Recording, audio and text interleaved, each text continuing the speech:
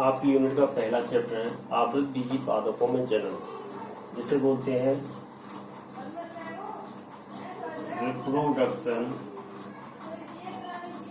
इन angiosperm plants.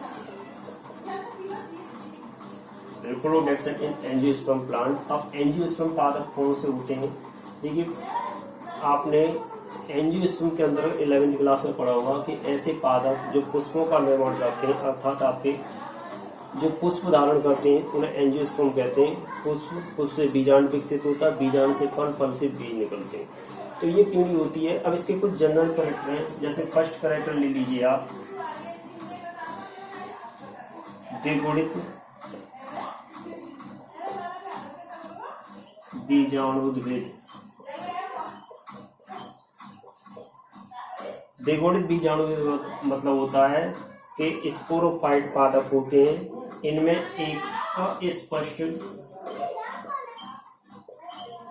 पीढ़ी एकांतर पाया जाता है। ये द्विगुणित जो बीजाणुद्भिद है, ये इसकी प्रमुख पीढ़ी या प्रमुख पीढ़ी कहलाती है, जबकि द्वितीय पीढ़ी प्रमुख पीढ़ी पे यानी बीजाणुद्भिद पर पूर्ण रूप से आश्रित रहती है। इसे बोलते हैं युग्मोद्भिद। युग्मोद्भिद गैमेटोफाइट। अब गैमेटोफाइट का मतलब ये है कि गैमेटोफाइट के अंतर्गत ये है कि इनमें जननांगों का विकास होता है, जैसे आपकी आर्चिगोनियम और एंथीडियम। युग्मोद्भिद इसकी सेकंड यानी इसे बोलते हैं द्वितीयक पीढ़ी। यहाँ दो चीज जानना, प्रमुख पीढ़ी होती है आपकी बीजाणुद्भिद और द्वितीय पीढ़ी होती है आपकी युग्मोद्भिद गैमेटोफाइट। अब इसमें इसके अंतर्गत आपके जिस सिलेबस में जो आपके दिया है वो दिया है आपका रिप्रोडक्शन इन एंजियोस्पर्म प्लांट। तो इसके जनन जो होता है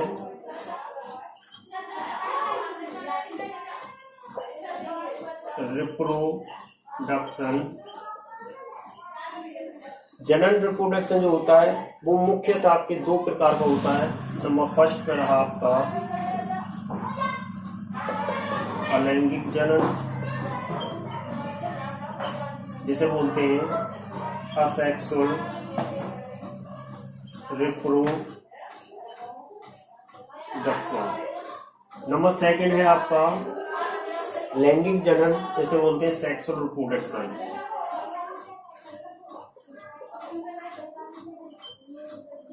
लैंगिक जनन, सेक्सुअल रिप्रोडक्शन। पादपों में अलैंगिक जनन जो होता है वो सामान्य से आपके किसी भी पौधे के किसी भी काय भाग, जैसे आपकी रूट है, स्टेम है, लीफ है, इनके द्वारा एक नए पौधे का निर्माण होता है, वो आते हैं आपके अलैंगिक जनन के अंतर्गत, जैसे एपोमिक्सिस भी कहते हैं। अब सबसे पहले आपका अलैंगिक जनन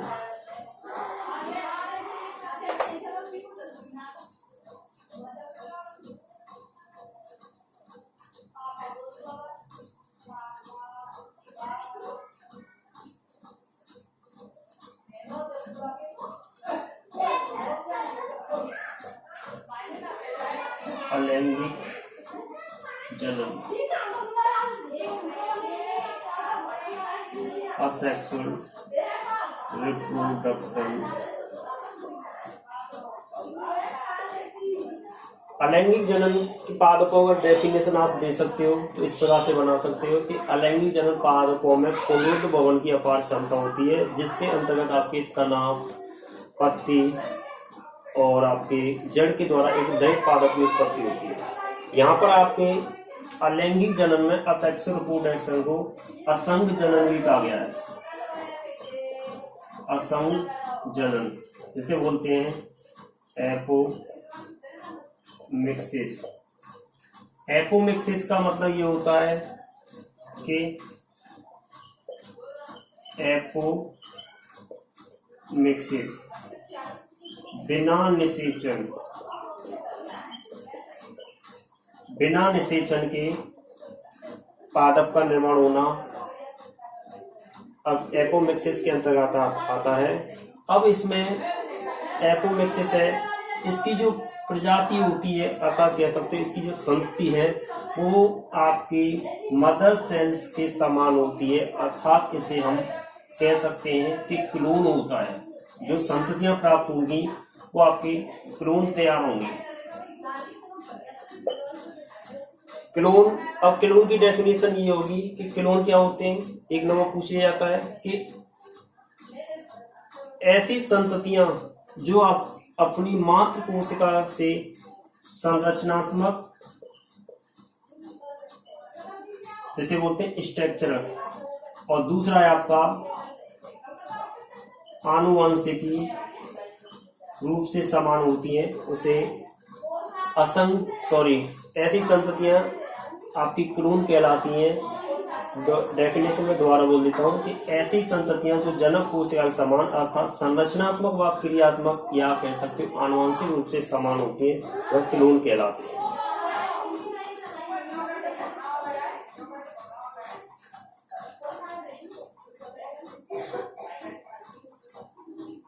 इसमें अभी मैंने आपको जो बताया था एपोमिक्सिस असंग जनन,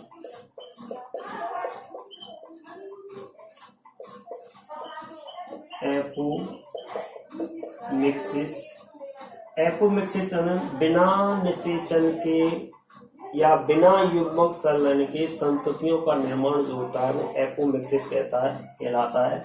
इसका जो कथन जो किया था वैज्ञानिक थे हैंस विंकलर के द्वारा ये दिया गया था, जिन्होंने ये कहा था कि अगर असंग विधि के अंतर्गत कोई भी संतति पैदा होती है वो क्रियात्मक और आनुवंशिक रूप से समान होती है अर्थात क्लोन कहलाती है।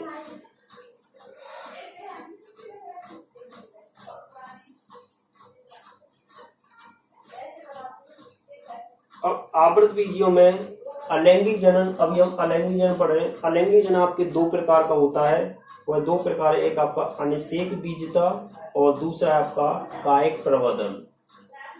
नंबर फर्स्ट ले लीजिए अनिषेक बीजता और नंबर सेकंड पर आपका कायिक प्रवर्धन। इसे कह सकते हैं हम प्रवर्धन कह सकते हैं और जनन भी कह सकते हैं।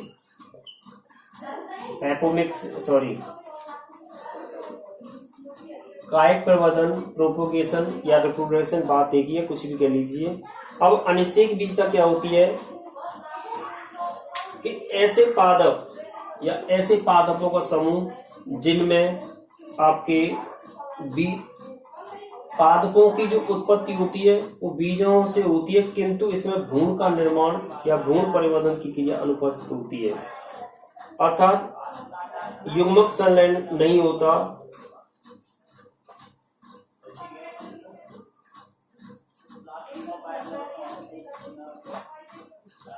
कायिक प्रवर्धन है आपका नंबर सेकंड। मैं दोबारा रिपीट कर देता हूं कि अनिषेक जनन क्या होते हैं कि अनिषेक बिना निषेचन के पादपों की या बीज युक्त पादपों की उत्पत्ति होती है, अनिषेक बीजता के अंतर्गत कहलाती है, जिसमें संतति कोशिकाएं आपकी द्विगुण 2n होती है। अब कायिक प्रवर्धन,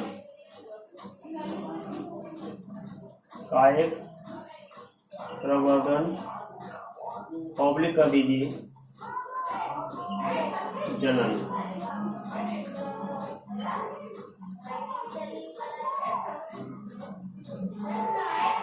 वेजिटेटिव रिप्रोडक्शन, ऑब्लिक कर दीजिए प्रोपेगेशन। वेजिटेटिव रिप्रोडक्शन या प्रोपोगेशन। अब इसमें ये होता है कि कायिक जनन प्रवर्धन क्या कहलाता है या किस प्रकार से संपन्न होता है। तो इसमें किसी भी पादप के मूल भाग जैसे जड़, तना, पत्ती, पत्र प्रकलिका या जन्नांगों के द्वारा संतति का निर्माण होना या नए पादप की उत्पत्ति होना, ये कायिक प्रवर्धन के अंतर्गत कहलाता है। और इसमें जो प्रक्रिया होती है वो पुनरुद्ध भवन के द्वारा होती है। पादपों में पुनरुद्ध भवन की अत्यधिक या अपार क्षमता होती है। अब वेजिटेटिव रिप्रोडक्शन के द्वारा जो होता है, नंबर फर्स्ट है आपके काय भाग ले लीजिए आप। पहला है आपका तने द्वारा, देखिए तने द्वारा, जड़ द्वारा, पत्ती द्वारा, पत्र प्रकलिका के द्वारा, ये सभी इनके एग्जाम्पल पूछे जाते हैं। तो डेफिनेशन तो आप छोड़ दीजिए, डेफिनेशन क्या करो, डेफिनेशन ये बनेगी कि तने की किसी तने के द्वारा एक नए पादप की उत्पत्ति तन मूल प्रवर्धन के अंतर्गत आती है।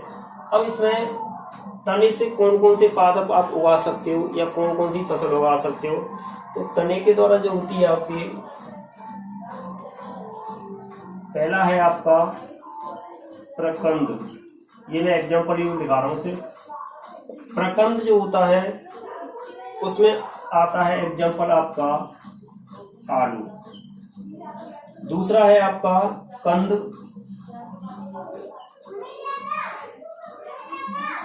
इसकी जगह इसमें आ जाएगा प्रकंद में अदरक। और कंद में आता है आपका आलू।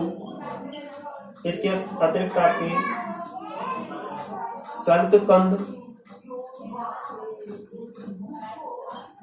सल्ककंद में आते हैं आपके लहसुन और प्याज।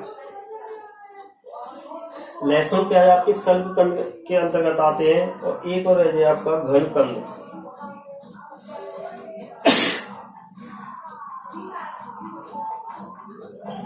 तो अब घनकंद में एग्जांपल क्या आएगा, इसमें आता है आपका अरबी। काय प्रवर्धन, पौधे के किसी भी काय भाग, जड़, तना, पत्ती के द्वारा एक नए पादप की मूल पादप की उत्पत्ति होना, ये आपके काय प्रवर्धन के अंतर्गत आता है। पहला एग्जांपल मैंने आपके द्वारा तने के द्वारा, आप तने को काट के ऊर्ध्वाधर स्थिति में लगाइए तो यहाँ पर आपके प्रकंद, इसका एग्जांपल अदरक, कंद आलू, सल्क कंद लहसुन और प्याज आते हैं इसमें। और घनकंद जो होता है वो उसके अंदर अरबी आती है। अब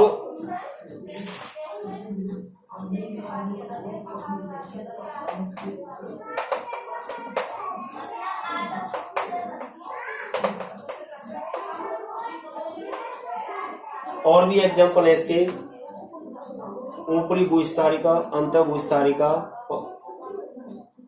भूस्तारिका। पहले लीजिए आप, ये तने की एग्जांपल है 3। ऊपरी भूस्तारिका, ऊपरी भूस्तारिका। ऊपरी भूस्तारिका का मतलब ये होती है कि ये आपका क्षैतिज तल है, मिट्टी का एक धरातल है। अब इसमें ऊपरी भूस्तारिका मतलब होती है कोई भी पादप है ग्रोथ करता है और कोई भी शाखा होती है इसकी ग्रोथ करके जैसे ही आपके जमीन के आधार से टच करेगी, यहाँ इसके राइजोम उत्पन्न हो जाएंगे, एक नए पादप की उत्पत्ति हो जाएगी। उसी प्रकार से फिर इसका एग्जाम्पल है आपका ऊपरी भूस्तारिका का दूघास। अंत भूस्तारिका,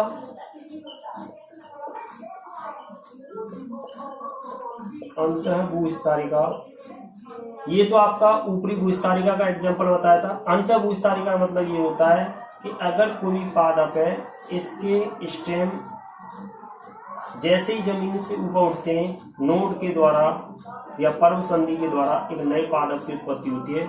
इसका रंध्र जो होता है वो जमीन के अंदर होगा, लेकिन जैसे ही जमीन के बाहर निकलती है एक नए पादप को विकसित करती है। इस प्रकार से अंत भूस्तारिका है। तो इसका एग्जाम्पल है आपका पुदीना। भूस्तारिका, भूस्तारिका का एग्जाम्पल होता है इसमें स्ट्रॉबेरी। स्ट्रॉबेरी में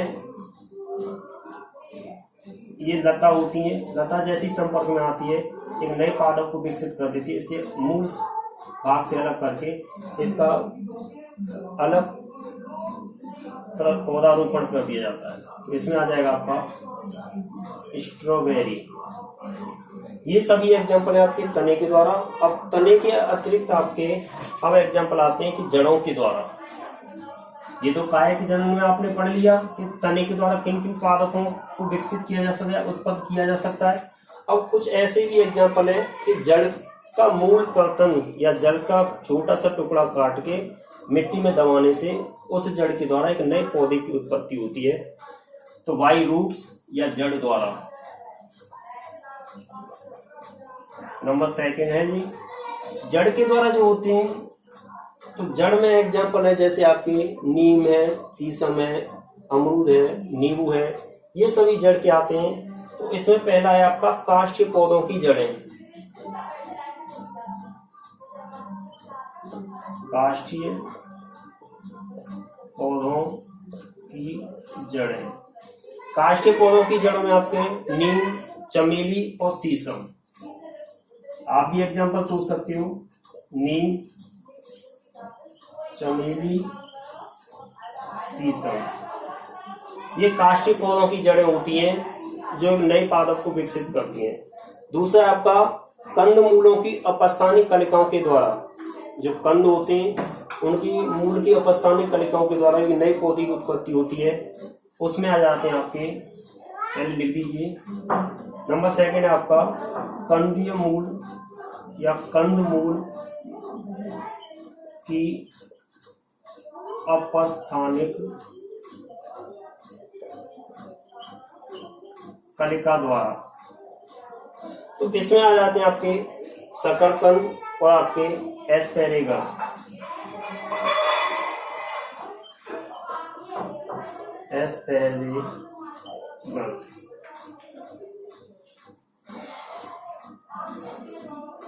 और एक और ले लीजिए आप, डहेलिया।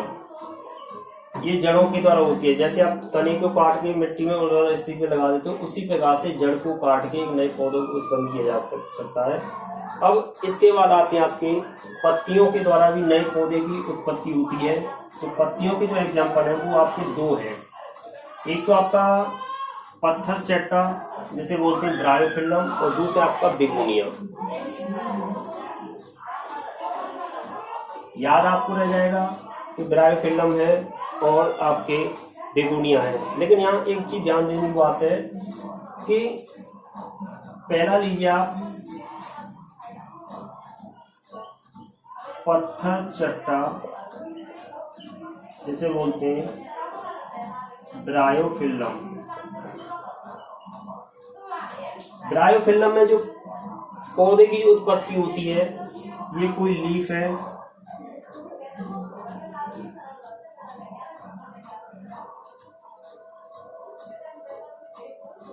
लीफ के जो सतह होते हैं या किनारे होते हैं ब्रायोफिल्लम में, यहां से पादपों की उत्पत्ति होती है सतह से, ये ब्रायोफिल्लम में होती है।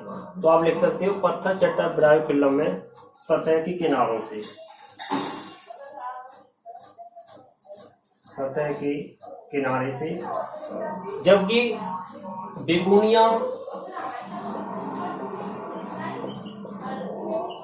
बिगोनिया में आपकी इसमें सिलिकाओं के द्वारा, डायग्राम देख लीजिए,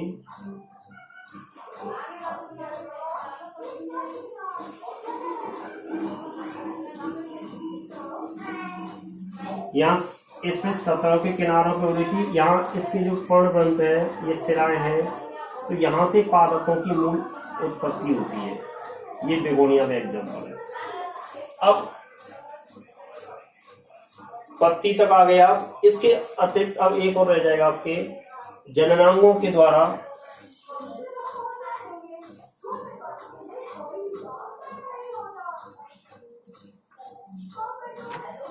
जननांगों के द्वारा, तो इसमें जननांग में जो होती है कुछ पादप आपके बहुकोश के पत्र प्रकलिकाओं का निर्माण करते हैं। जननांगों द्वारा बाय रिप्रोडक्टिव ऑर्गन्स। जननांगों के द्वारा आपके इसमें एगेज, रामबास और आपके रतालू। एग्जाम्पल है आपकी रामबास, एगेज कहते हैं इसे, और दूसरा है आपका रतालू। ये आपके जननांगों के द्वारा पौधे के शीर्ष भाग पर एक पुष्पी प्रकलिका बनती है जो मूलतः किसी कारणवश अलग होकर एक नए पादपों की उत्पत्ति करती है। तो ये हो गया आपका पादपों में अलैंगिक जनन। अब इसके अलावा हम पादपों के मुख्य एक पुष्पीय पादप के जो मुख्य भाग है उनको पढ़ेंगे आगे।